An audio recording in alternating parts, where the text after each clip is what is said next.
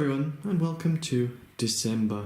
Now, I wasn't planning on doing any Christmas-themed kits this early in the month, but due to Daiso's large number of kits this year, I'm starting early. And what better way to start than with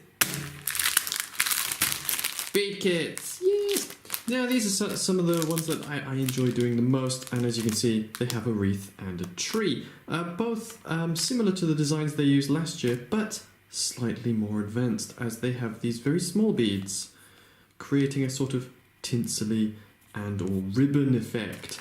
And to make things easy, we're going to be making this tree. Now, I have already prepared the beads and sorted them accordingly, and as you can see, there are some very tiny ones this time, which I don't look forward to. Additionally, they have the metal rod here, which is similar to the last one, as it connects the green of the tree to the trunk of the tree through the middle and pops the little star on the top, as this is a two-part kit. Now, let's take a look at the instructions and see what we have in store. Here we are. So, this is all Japanese. Here's the English. Okay, so at the beginning we start with 4 small green beads. Then we weave an extra layer, adding a large green bead rather than a small one, so it expands it a little bit. Next, same kind of style, weaving in and out but adding 2 green beads, so it'll open it even more. And finally, on each of the 2 large ones in the last one, we're adding another large one or a white ball as a sort of small decoration. Okay, that doesn't seem too bad. I think I can manage that. And hopefully, when you've done this, it should look something like this. And you can see this makes the foliage of the tree with the single beads on the bottom acting as a very simple decoration. Now, last year the tree had the decorations put within the foliage from here, but this year we must make them separately. Yes, this makes a sort of woven tinsel look with the extra colours for baubles. Now, I've looked through these instructions both in English and Japanese, and yeah, I don't really understand what's going on. So, I'm going to try this a few times and see if I can figure out how to do it. So, wish me luck, and hopefully this will look more like a tree in a few moments. Completed! Yes, I actually got the decorations woven around the tree. Now, this was not as difficult as I thought, as you simply choose one bead on the top row here. You go up, down, each time adding 5 beads, and with the other bit you go down, through, like that. Same but backwards, each time adding 2 small beads, a red one or a blue one, and it gives this quite nice design. But you may be saying that it's still not a Christmas tree.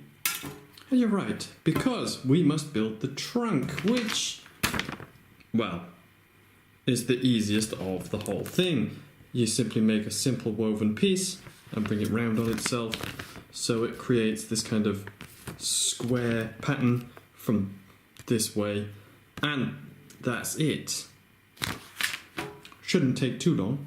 Just as I predicted, a small brown cube, which goes on the bottom of the foliage to create the tree. But of course, how do we connect it, you ask?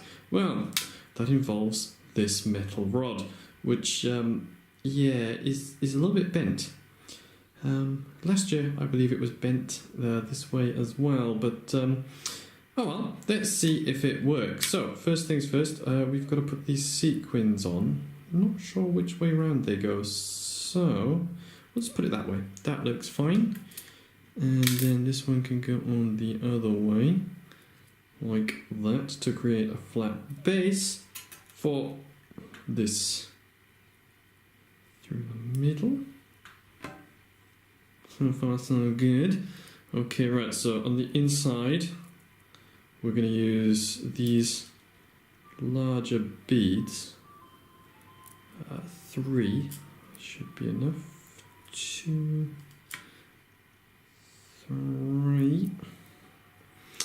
Then, if everything is wonderful and perfect, that should come through the center and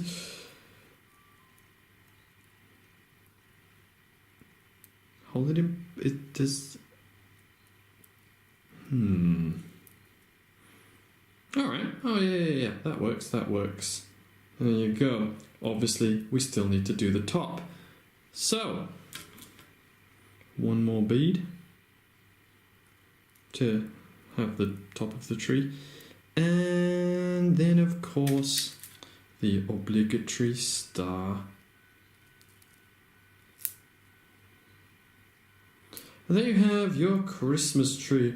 All that's left to do is to bend this top bit into a hoop in order to put the keychain on. So, give me a moment. Fatal flaw. Yes, they have made an error here by putting a plastic star atop this tree. Finding that when you try to bend this into the shape using pliers, I recommend, it just cracks the plastic of the star because it's very thin. Can't figure out any way around this. I tried bending it in all sorts of ways, but yeah, it spins around too much and just broke the star at the top. So just fold it down at a 90-degree angle, I think, and cut it off, I guess, and then attach the beads somewhere else. There's lots of places to do it as it has many holes. Looking at the design itself, though, the decorations look quite nice, It gives that nice kind of wrapped round effect with a couple of baubles on it and, a much smaller trunk than last year, I will say. Because if we look at last year, it's actually just a much bigger design in general. The decorations are part of the foliage rather than added extra, and the trunk itself is much longer with a metal star, meaning you can bend it without any problems. So I think this tree with the metal star from last year would be significantly better. But the plastic one from this year is a little bit weak and means it's very difficult to finish. But also, adding these sequins on the bottom, I'm not a big fan of that. I preferred the point from last year. Well, there you are. I think I may change this centre bit, put the spare metal star from last year and add the extra brown bead at the bottom there to give the pointed effect and, see what it looks like. But as for the kit itself, it's not too difficult to make. Just got to be careful with these decorations in the middle. Everything else goes together quite nicely. So, that's the Christmas tree. Hopefully we'll have time to do the wreath as well. Fingers crossed. And thanks for watching. Ta-ta.